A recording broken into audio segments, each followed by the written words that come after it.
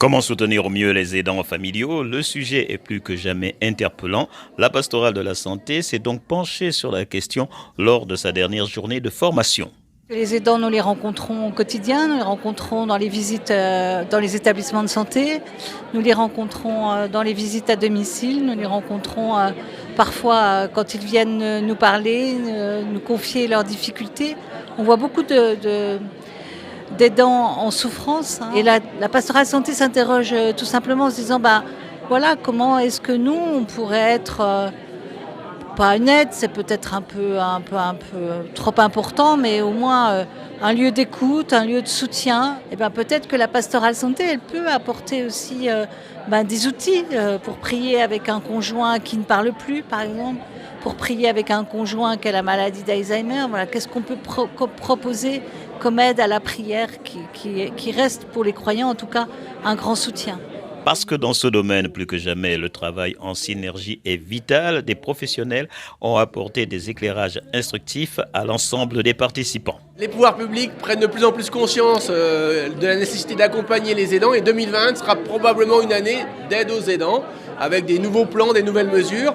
C'était une partie des objectifs de ce matin d'évoquer déjà les choses qui existent, mais il faudra probablement remettre à jour, et c'est une bonne nouvelle, car de plus en plus de mesures vont accompagner les personnes qui aident des personnes âgées, qui avancent en âge, ou des personnes handicapées.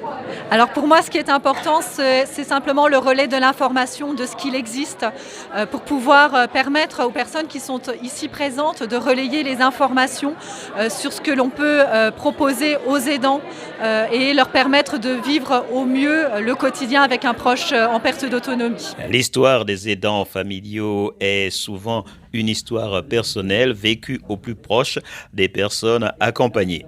J'ai été concernée personnellement. J'ai déjà été accompagné mon mari de 2009 à 2014, puis ma belle-mère de 2017 à 2020. Ma foi m'a vraiment aidé à faire ce travail d'aidant. Ça n'empêche pas la souffrance, la séparation, tout ça, il faut passer ce cap. Mais sincèrement, la prière, surtout avec ma belle-mère qui avait une très grande foi, nous avons pu partager ces moments-là ensemble. Et donc vraiment ça m'a aidé et je me suis dit après avec le recul que j'avais peut-être accompli la mission qu'on m'avait confiée. Il appartient maintenant à tous les acteurs de cette journée de tirer les enseignements et de se lancer sur des perspectives nouvelles pour pouvoir mieux rejoindre, écouter et accompagner les familles à travers la question des aidants familiaux.